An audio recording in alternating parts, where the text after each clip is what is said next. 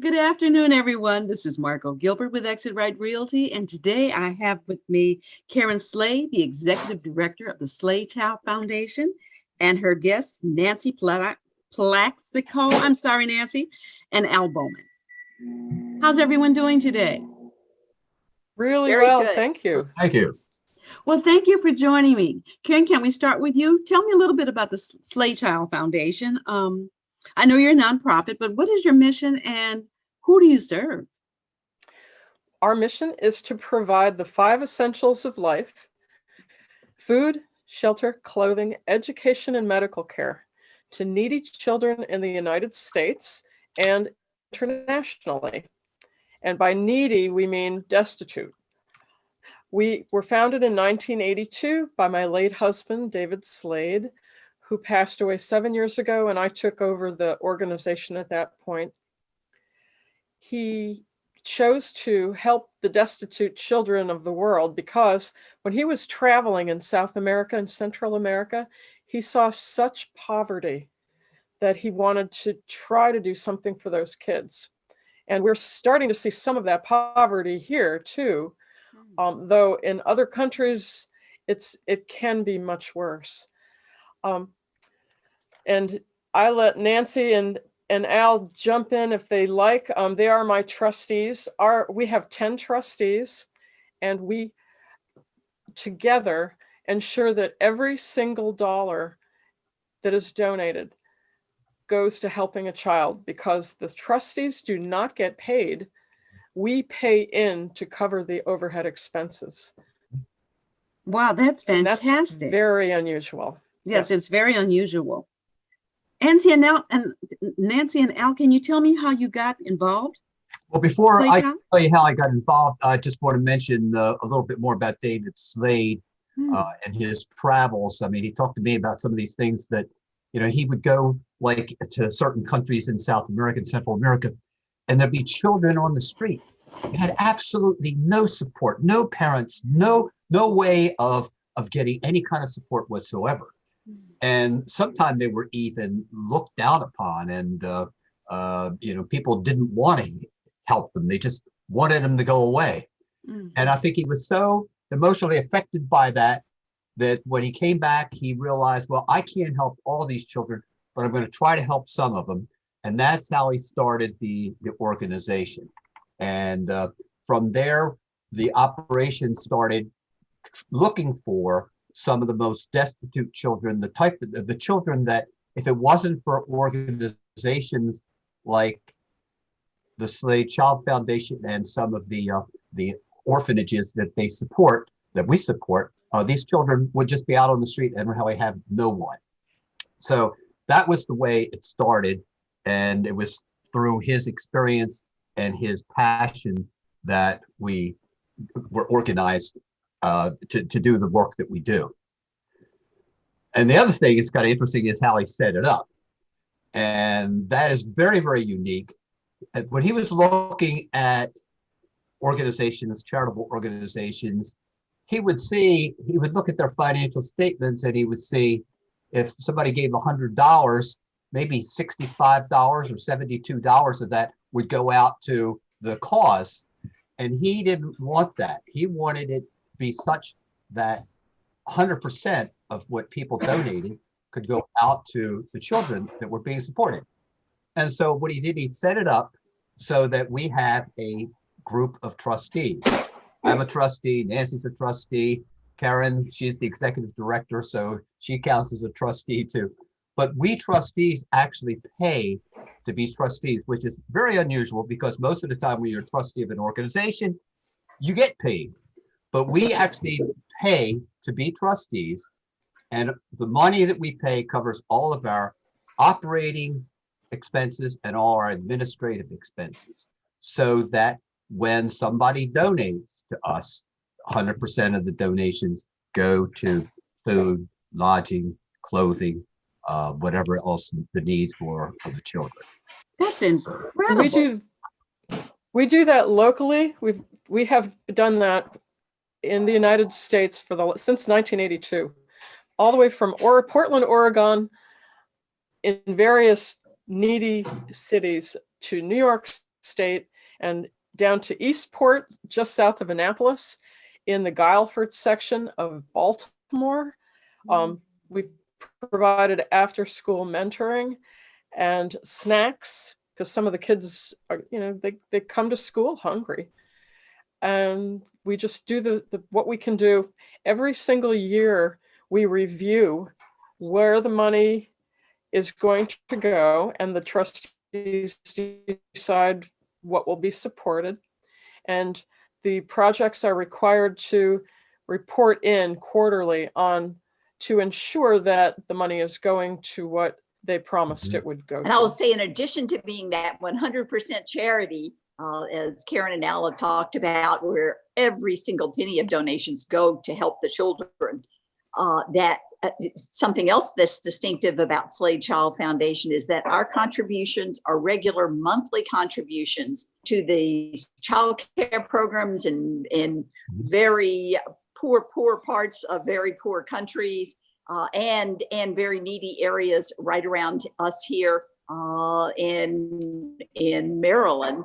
And they go for operating expenses, which nonprofits know are the very hardest dollars to get.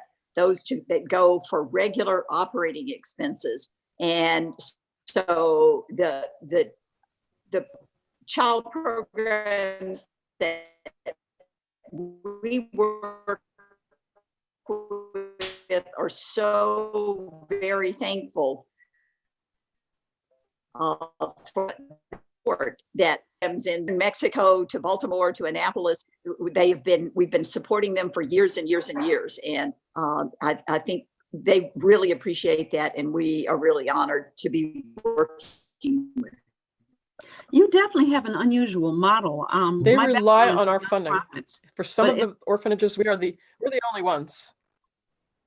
the only ones. You are definitely unique.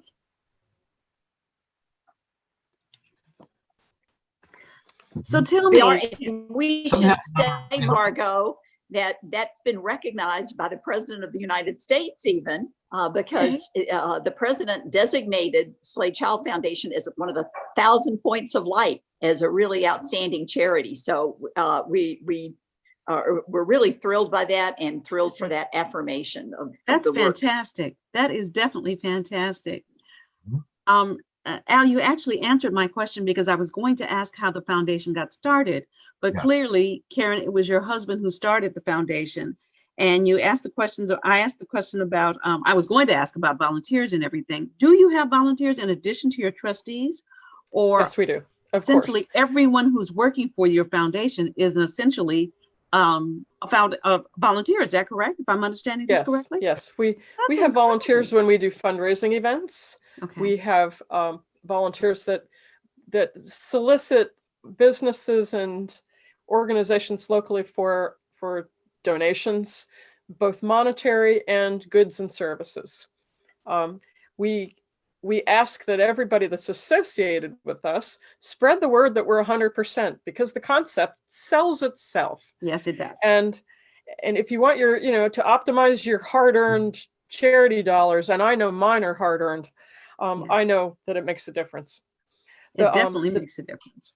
This last year has been a real challenge, because we normally have two musical fundraisers a year, and we have silent auctions at those. And this year we've been challenged because we've had one online silent auction, and that is that and the holiday cards are pretty much it. So SladeChild Foundation, like many charities, are really struggling this year.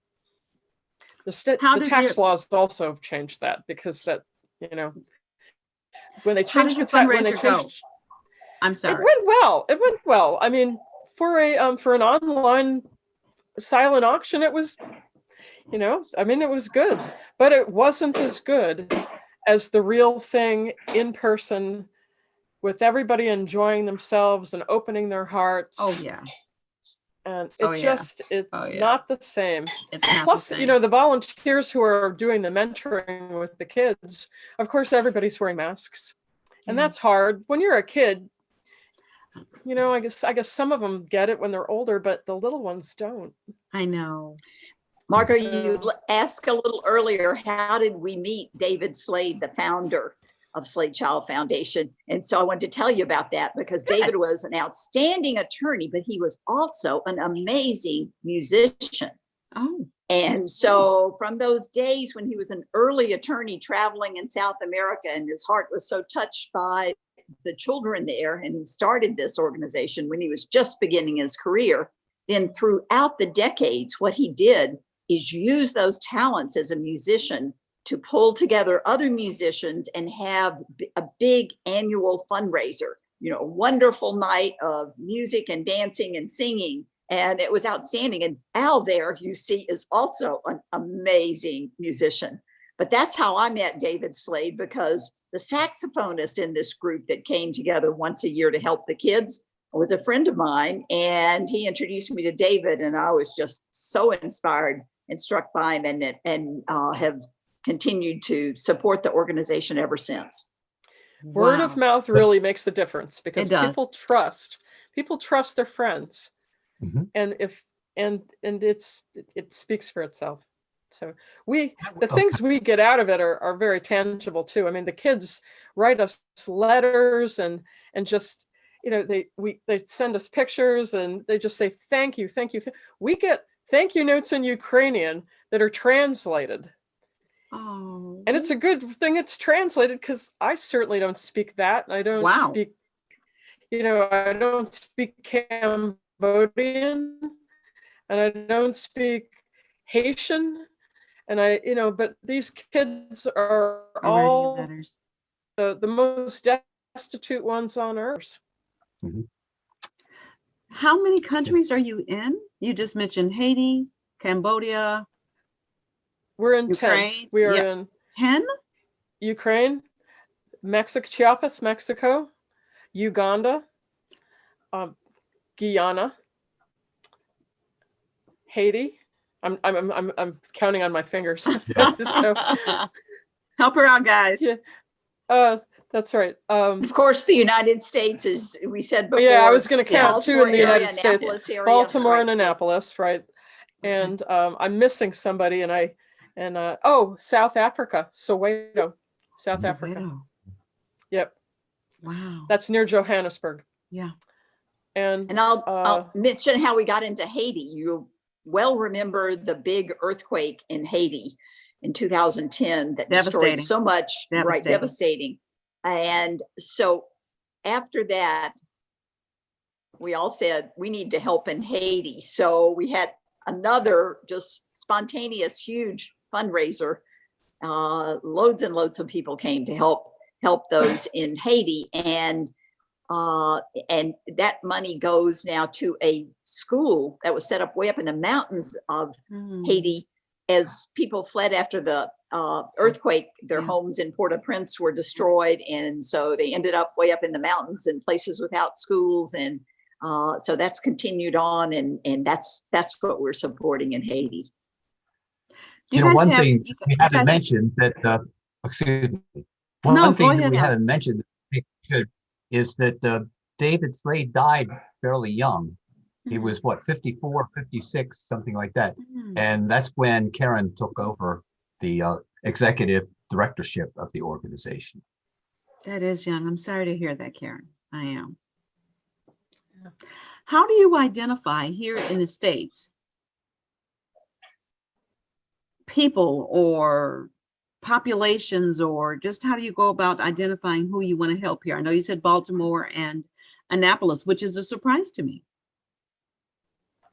Yeah, we take an established organization, a small established organization.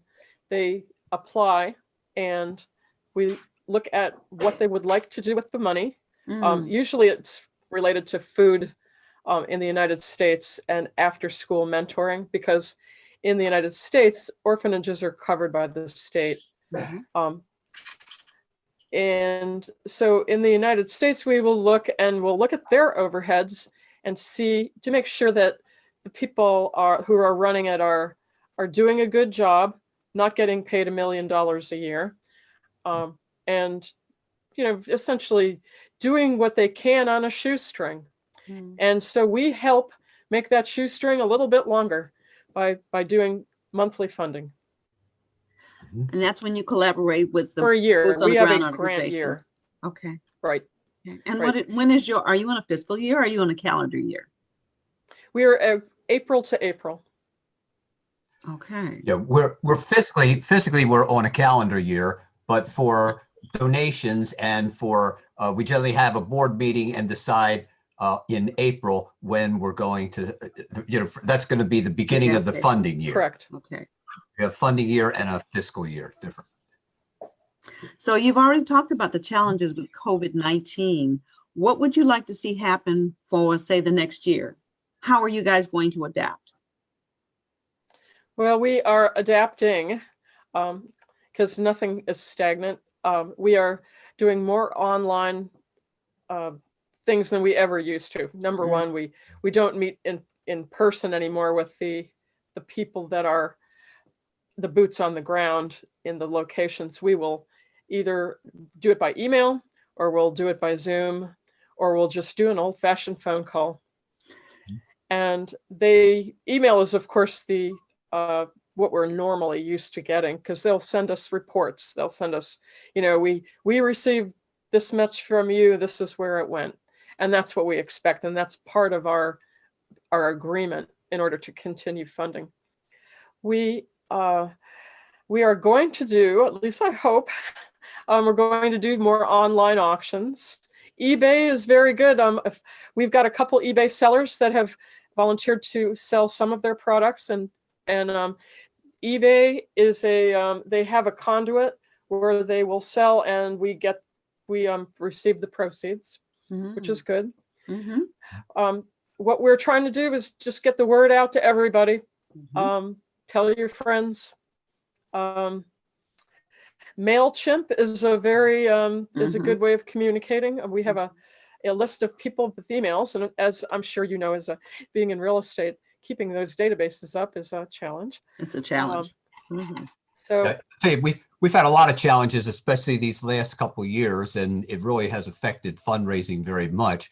I mean, with all the hurricanes and the tornadoes, and then comes the coronavirus, and people are out of work, and people need food, and there's so much need in so many areas, and it's just so many dollars available for that, and so, and then again, we've had to postpone or cancel the fundraisers that we generally have. And then there's a big group of actually Lego builders that usually supports us very, very, very well. They have a big convention or exhibition once a year in Northern Virginia.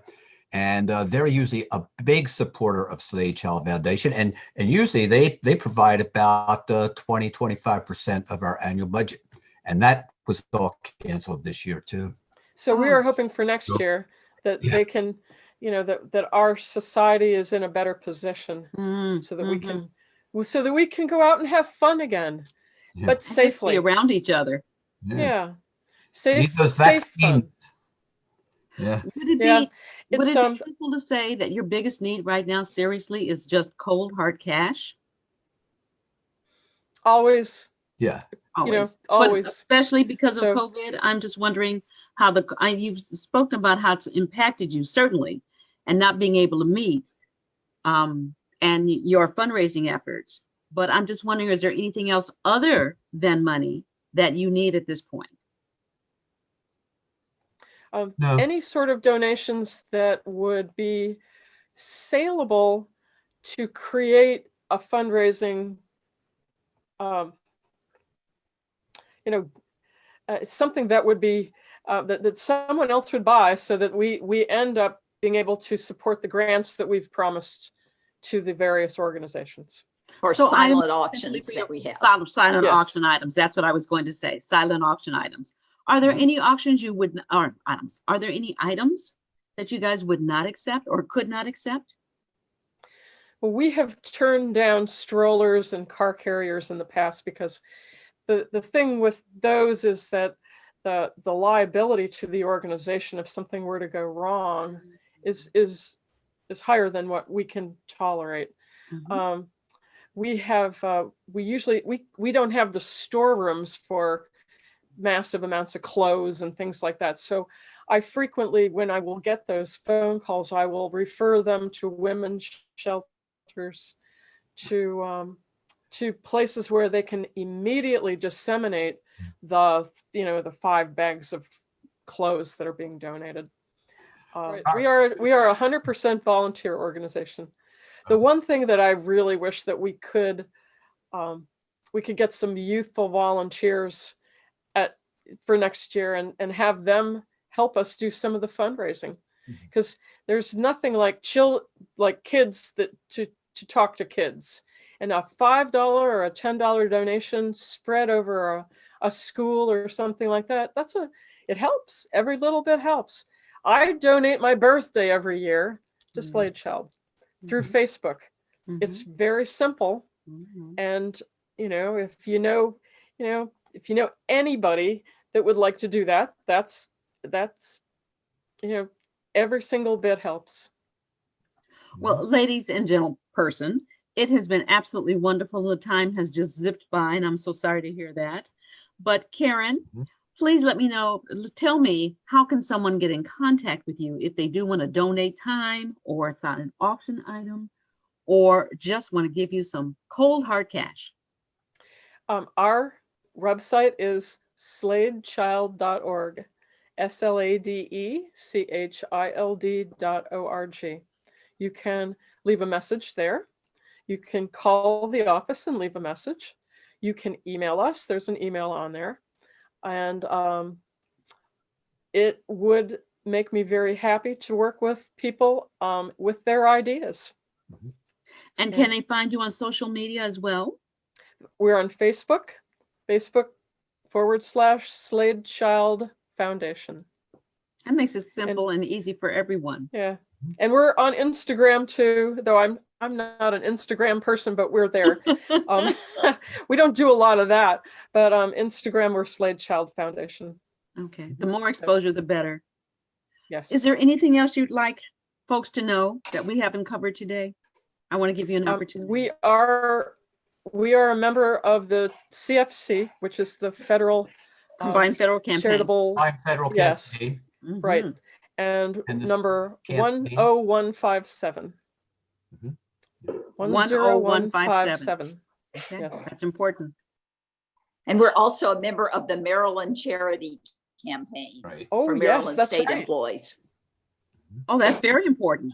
Okay. Yes, that's new this year. I don't really even know how a state person would look and to get into that, but I know that we applied and we have been accepted, and I know that somebody out there wants to help a child someplace. I'm sure. So just as you guys are. Hopefully through this interview, we will get you some silent auction items. We will get you some volunteers, get you some money as well. Thank you again for your time.